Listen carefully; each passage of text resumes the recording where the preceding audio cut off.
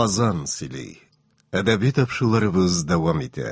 Хөрмәтле радио тыңлаучылар, хәзер без сезнең игътибарга язучы Шәйхи Маннурның Муса романынан Төрмәдә дигән үзекне тәкъдим итәбез. Ул Ринат Таҗетдин укуында яңгырый.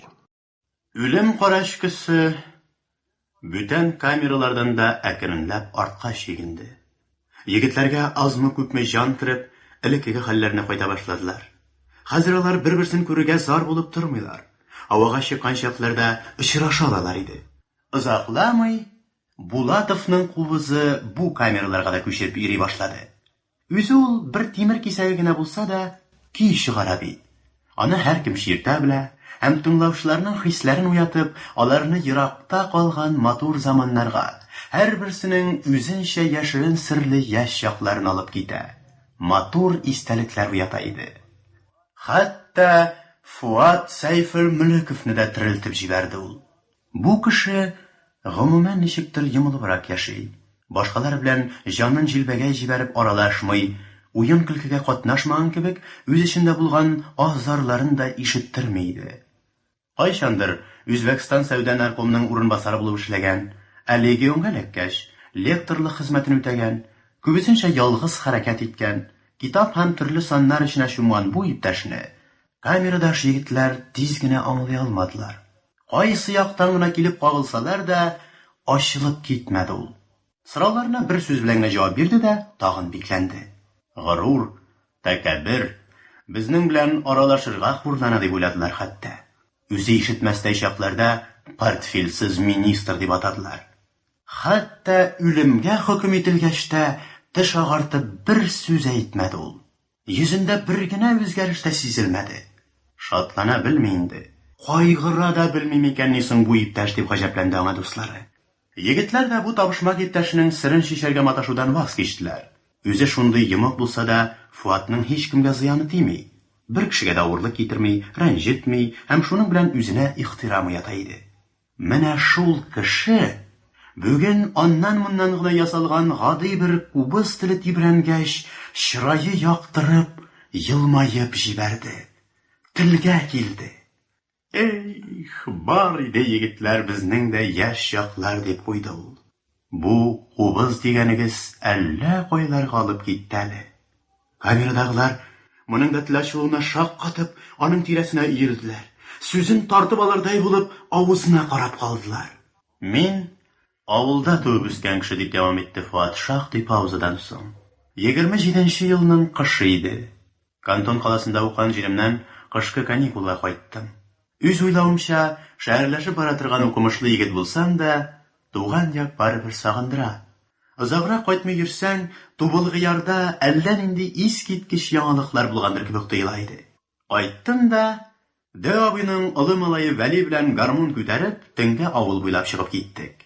Шәһәрләшкән егет өчен кыргый иде бу. Кыргый булса да кызык иде, матур иде.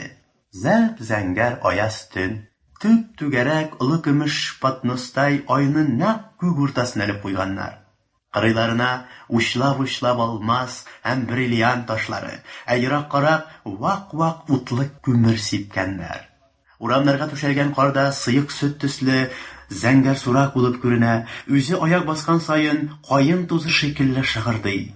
Кире башып җырлаган авызлардан тәмәке төтене булып зәңгәр пар чыга. Йөри торгач, аркаларга суык тәпиле тараган йөгерә башлады. Кайтып итәргә иртә. Кайда кереп җылынырга соң? Зөлхимәттәй дә юк микән берәр нәрсә, диде теге мут егетләрнең берсе. Анда кызлар еш кына кич утыручан була. Зөлхимәттәй ире тифтан үлгән, яман аты чыкмаган, ике кызы җитеп килә торган әйбәт кенә хатын, авылның инеш башындагы түбән урамда яши иде. Шунда киттек. Безнең бәхеткә чынлаптан да бер 4-5 кыз кич утыра икән. Тасма телләрне сузып ялына торгач керттеләр. Без кергәч Зөлхимәттәй әйбәт кенә утырыгыз түлке дип мич башына менеп ятты. Җылына төшкәч күзләр ачылып китте. Һәм мин үзем танып бетермәгән бер яшь кенә кызга карадым да каттым. Ул йөзлек буенда бик матурлап бизәкләнгән каба төбендә миңа каршы гына утырып җибәрли. Аның бөтен килеш-килбәте нәкъ җырлардагы шикелле. Тыгызлыгы һәм кайнарлыгы күренеп торган ике бите алсу алма, Нечкә кыйгач кашлары карлыгачның канатышы, кирфекләре гүя сөрмәле, шулар астына караган чым-кара күзләреннән менә якты нур тамчылары сибелеп төшәр төсле. Буеның диңгез камышыдай зифа икәнлеге каба төбенә утырган килештә күренеп тора. Я, Субханалла, дип сокланам мин картларча. Кайчан туып, кайчан үскән бу? Менә әйттем бит. Кайтмый торсаң, әллә нинди яңалыклар булып бетә дип. Күрмидә кала язганмын. Әллә башка авыл кызы микәнни соң бу? Үзенә күп булса 17дер. Алай булса әле. Ә үзе пешкән кура җиләге. Кыз да миңа күз төшергәли башлады. Бер дә сиздермәскә тырыша үзе. Әлеге сихрле кирфекләрен мин башкалар белән сөйләшкән арада сирпеп кенә алган була. Ә мин барыбер күреп өлгерәм. Һәм тегенең күз карашын тотып алам. Әйтерсең, качышлы уйныйбыз. Ул үзенең тотылуыннан уңайсызланып, кызаргандай булып китә дә, әз генә елмаеп куя. Аның саен матурлана, нур өстенә нур түгелә. Эй, шундый чакта сайратып сөйләшә белидең. Ә мин, егетләр, ул чакта да йомык идем. Күңелемә шаган кыз белән сөйләшергә кирәк булганда, бал күреп телен йоткан малайдай сүз таба алмый аптырый идем. Шул каһәре сүз таба алмаудан монда да буйык кына утыра башладым. Ярый әле бүтәннәр мине бу кыен хәлдән коткардылар. Йөзек салышлы уен башланды. Кабалар, ырчыклар түргә тәрелде. Барыбыз да йөзлек буена төзелешеп утырдык. Вәли әкрен генә гармун сыза, Зөлхимәт тәйнең улы кызы җырлап йөзек сала. Минем яндагы бер җегет сикереп чыкты. Йөзек аңа салынган икән. Һәркемнең учына йөзек салган булып йөри. Төлке кергән абзарга, тимәс микән казларга, дип көлдерде бу. Әмма җырның ахырын кинәт кенә икенчегә барып җибәрде. Теләр идем гүзәлкәем сине генә назларга. Һәм әлеге кыз алдына тукталып калды. Мин кинәт эсселе суыклы булып киттем. Ахүләт тигере, ярата икән. Әллә йөриләр дәме дип уйлап алдым мин. Ә кыз бик оялгандай гына итеп сөрмәле кирфекләрен түбән сузды. Тиз генә сикереп тә чыкмады. Мин дә аска карап кына утырам. Әмма тегенең хәрәкәтләрен күзәтергә барыбер җай табам. Шулай бит ул. Яраткан кешенең нишләвен ниндидер 3нчеме, 4нчеме күз белән дә күрәсең. Кызлар аны кыстый башладылар. Я инде Зөлхиҗә, көттермә, ялындырма инде, дип кычкырдылар. Әһә, Зөлхиҗә икән исеме. Ул җитез генә кузгалып ая күрә басты һәм җырлап йөзек салырга тотынды. Аппак итеп карлар яуган, яумаган үзәннәргә. Күзе түбән, күңеле сүрән, ни булган гүзәлләргә. Һәм, я Худа, нинди бәхет бу. Зәңгәр кашлы көмеш йөзек минем кушучка килеп төште. Учыма утлы күмер салгандай сикереп тордым. Кыз минем урынга утырды. Ә мин кулымдагы нәни генә йөзекне әйләндереп карый-карый каушап калдым. Җыр белән җавап бирергә кирәк иде бит. Ә аны ничек табарга? Дөрес, мин кас көткән чакларда байтак кына җырлар белә идем. Аннан соң да ишеткәләгәнем бар. Әмма менә иң кирәклесен генә каян алырга соң? Үзе нинди мәгънәле дип әйтте бит. Ник ачылып сөйләшмисең? Ник елмаймыйсың? Әллә безне ошатмыйсыңмы янәсе? Ошатмаган кая инде ул? Әгәр минем иркемдә булсаң, башыңдагы аксыл зәңгәр шәл яулыгың төсле шушы төндә, шушы бәхетле минутта ук күкрәгемә куштырып, патша кызыдай җилкәмә утыртып, җир читенә хатлы алып китәр идем. Нинди генә җыр белән җавап бирим соң? Шул чакта әллә йөзләп җырны күңелдән кичергәнмендер. Тик берсе дә ошамады. Ә җавапны тизрәк бирергә кирәк иде. Җитмәсә шунысы бит әле аның. Шул бер җыр синең бөтен язмышыңны хәл кылуы мөмкин. Я бөтен, я кыз күңеленә кереп утырдым. Күрәсең, теге малай белән алыш биреше юк аның. Күңеле ничектер мин кытыклаганмын ахры. Шуннан соң тоттым да үзем укмаштырдым җавапны. Укыган кеше бит янәсе. Күзләремне талдырсам да карап туймыйм йөзеңә. Күңел тулы серләремне әйтермен тик үзеңә. Шулай дип җырладым да йөзекне тагын кыз учына салдым. Җыр билгеле шәп түгел. Ясалмалыгы күренеп тора иде. Шулай да кыз кире какмады. Яңадан җитез генә уртага чыгып җырлый башлады. Әмма бу хәл бүтәннәргә ошамады. Гел кара каршы җырлашуга киткәч, кызыгы юк дип уенны сүттеләр. Таралыша башладык. Кызлар безне озата чыкты. Ялды караңгысында мин Зөлхиҗәнең кулын эзләп таптым. Ут күк иде ул. Минем кысуыма ул да әз генә кысып җавап бирде. Сөеклем дип пышылдадым. И алдакчы диде. Тагын кайчан күрермен мин сине дидем. Качып барганда диде. Әмма болай сүз уйнатып узак тору мөмкин түгел иде. Егетләр инде урамга чыкты, кызлар өйгә кереп китте. Ә минем Зөлхиҗә күлмәкчән генә. Шулай да мин аны ычкындырасым килми. Ялды караңгысында минем кыюлык артыгына бара. Кер минем кычакка дим, пальто чабыларымны шишеп. Акылың алтын икән, кычагың салкын икән диде бу, өйгә керә дә китә. Менә бит ашыгуны эшләтә. Мин ут йотып урамга чыктым. Тегеләр артыннан куып җиттем дә, кычкырып җырларга тотындым. Йөрәккә чынлап та ниндидер ялкын кабынды. Шуны сүндерәсе килә. Нишәнчедер әтәч кычкырганда иләргә таралдык. Таң атканчы күз йомып булмады. Күңелне кая куяр җир табып булмый. Төштән соң Дәвабиның киң таванлы имән чаңгыларын кидем дә, ул куян куарга яратучан кеше иде. Яңатауга юнәлдем. Сөзәк булып, әллә кайларга менеп китә иде ул Яңатау. Түбәнең иң очына хәтле мендем дә, аякларны без катырып, җилдә очкандай төшеп киттем. Хәтәр дә, рәхәт тә икән биек таудан шул. Болынга төшкәч тә ярты чакрым шуып барганмындыр. Шулай бер төштем, 2-3 төштем. Төшүе бик шәп булса да менүе читен. Күп вакытны ала. Кич булды. Аппак кар өстенә әз генә күләгә ята башлады. Кайтырга кирәк. Ләкин каршыда гына тагын бер текә тау бар. Букырлы тау дип йөртәләр. Анысыннан да бер җилеп төшәсе килә. Чаңгыларны күтәрдем дә бер кырылатып менеп тә киттем. Түбәгә үк менеп җиткәч, тауның нәкъ авыл каршындагы урта бер җиренә бастым да, чаңгыларны беркетеп, таякларымны артка сузып төшеп тә киттем. Тауның уртасына килеп кенә җиткән идем, чаңгылар кинәт өскә сикерделәр. Әйтерсең, трамплиннан очып киттем. Очып та киттем, мәтәлче атып баш белән тирән карга килеп тә чумдым. Чаңгы беркетелгән аяклар кар өстендә тырпаеп калды. Читтән карап торган кешегә минем бу хәл бик көлке булгандыр. Чөнки үзем дә кар астыннан чыгып аякка баскач, бут чауып көлдем. Таяклар икесе ике якта ята, бүрек әллә кая тәгәрәп киткән. Чәчләр бузланып каткан, күрәсең баш тирләгән булгандыр. Бу урында тауның нәкъ бүксәсенә генә киртләш карыган булган икән каһәр. Ә мин аны өңгер-мөңгердә күрмәгәнмен. Шулай үземнән көлә-көлә әйберләрен җыеп алдым да кайтып киттем. Ә моны су китерүче кызлар чишмә башыннан карап торганнар икән. Зөлхиҗә дә шунда булган. Башкалар ихахайлап тел шомартып торган арада, бу бер нәрсәгә дә исе китмәгән булып, буралы чишмәдән су алып маташа икән. Тегеләр, ай йыгылды, мәтәләп кадалып барып төште дип кычкыруга, Зөлхиҗәнең сулы чиләге көянтә башыннан ычкынып, чишмә төбенә чумган. Менә көлә башлаганнар. Нәрсә булды әле каем? Нигә каушадың имеш? Фәлән дә фәсмәтән.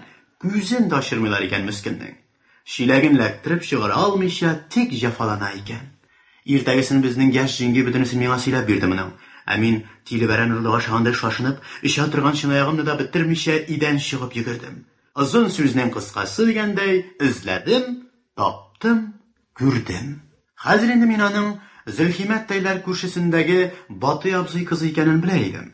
Зөлхимәттай кыз аркылы чакырттым. Зөлхиҗә сүз тияргә керде. Без аның белән кышкы лапаста кара каршы басып, ефәктәй җитен сүсе учмаларын киле савы белән көлешә-көлешә дөңгешләдек. Һәр ике йөрәктәге серләр шишелде. Ул да мине ярата булып чыкты. Чиләге төшеп киткәч, ялуыннан кая качар урын тапмаган. Ник алай тиле кыланасың дип мине әрләп тә алды. Сайраштык, серләштек, кич сайын күрешергә сүзләр куештык. Иртәгесен көн буе буран булды. Кичке караңгы төшү белән боз эсләтеп кенә аулагыга киттем. Сукмак бөтенләй югалган. Боттан кар йөреп барам. Мин килгәндә кызлар гына иде әле. Ник таң белән үк килмәдең, Фуат абый, дип көлделәр усаллар. Ну, егетләр озак көттермәде. Дигәнче ише шыгрым булды. Китте җыр, китте уен, язык салышлы да, түгәрәкле дә, почталы да, арка сугышлы да, берсе дә калмады. Шуннан соң бөтенләй көтелмәгән бер яңалык булды.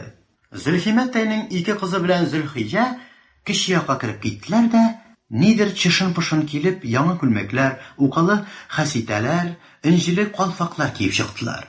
Өчесе дә бер штан киенгәннәр иде. Зөлхиҗә йөзлеккә утырып, бик матур бер кыска көйгә кубыз шиертә башлады.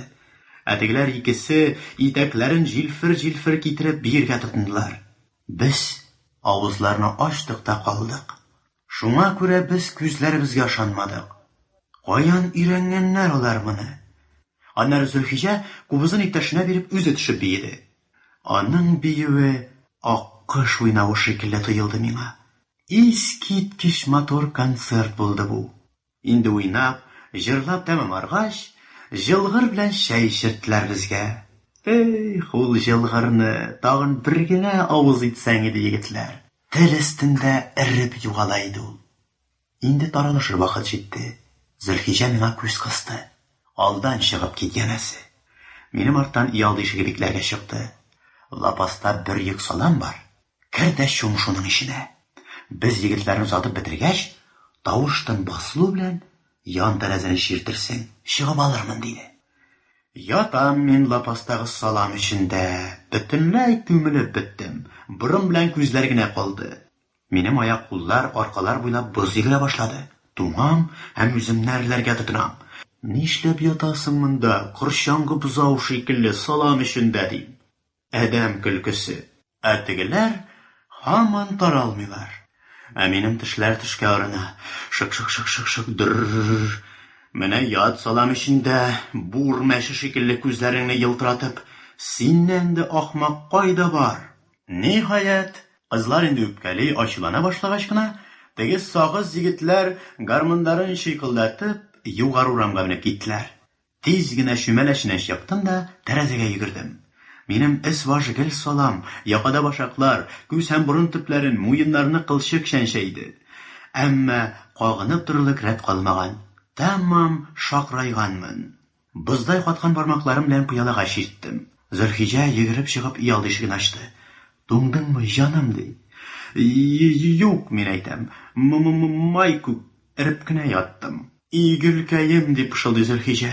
Бөтенләй ишеп беткәнсең бит, ди. Аркаларымнан сөя, кайнар беләге белән боз муенымны кыса, битләрен суык битемә куя.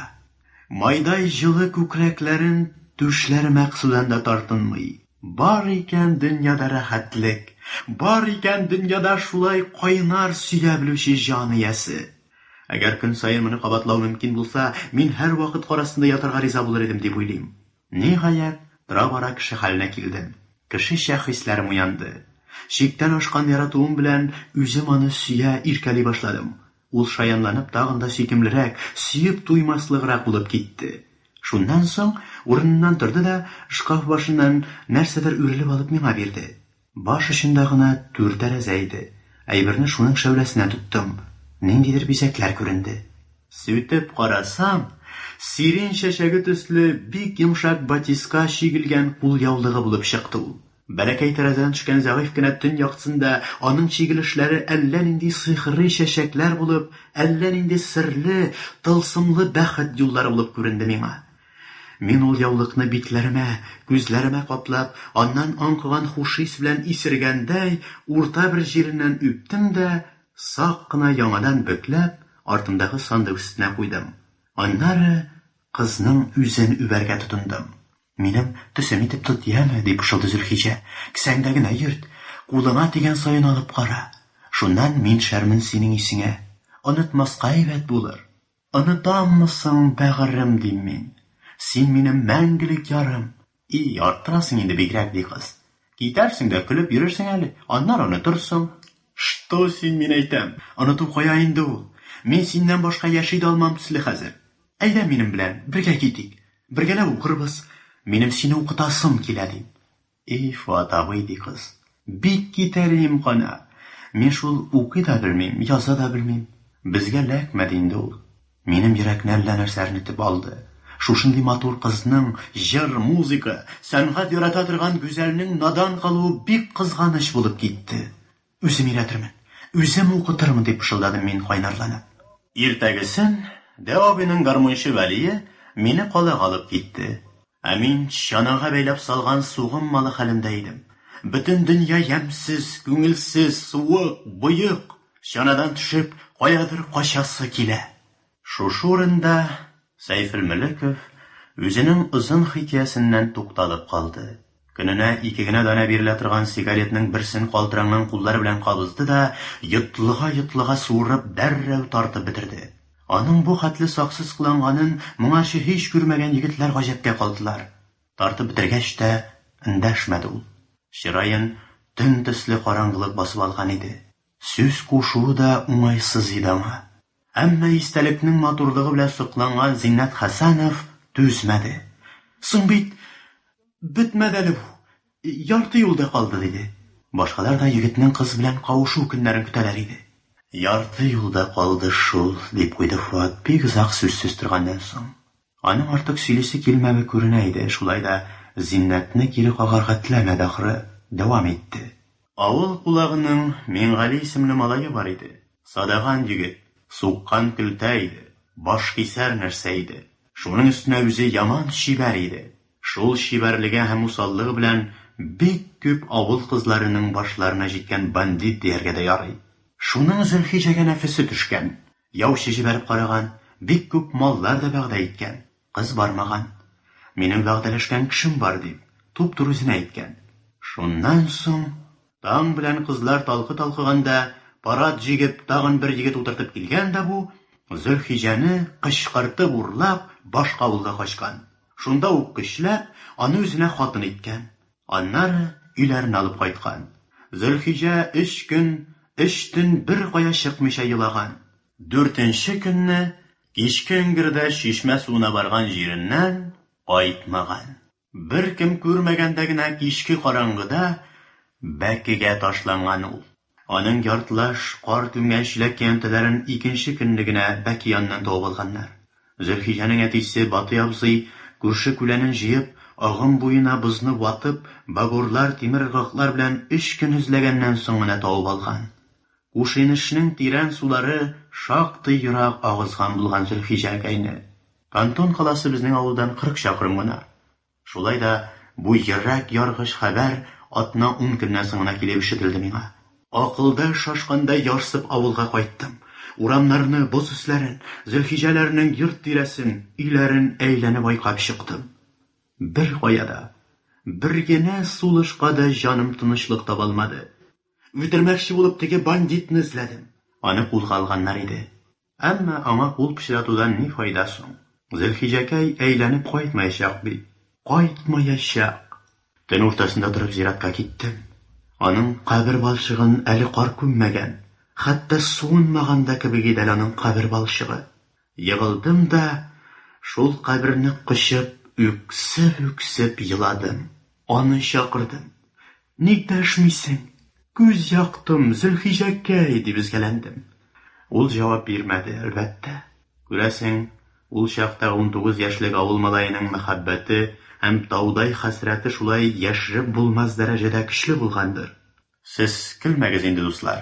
Хәзерге Фуат булса, ихтимал тыйынкырак кыланыр иде. Шул төндә мин яңадан авылга кайтып тормадым.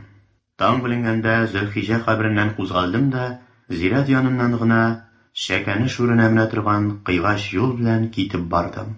Укулар да калды, хыяллар да сүнде. Күз күрмәс, колак ишетмәс еракларга китеп улагасым килде. Җәяүле һәм бәхетсез язмыш мине үз бәгилләренә китереп чыгарды. Ул биргән шигүле яулык һаман да исән иде. Лагерда үлеп бара торган бер иптәшемнең ярасын бәйләргә туры килде. Тетрәнгән егетләр бер сүздән дәшмичә тын калдылар. Менә нинди икән ул безнең Фуат дип уйлыйлар.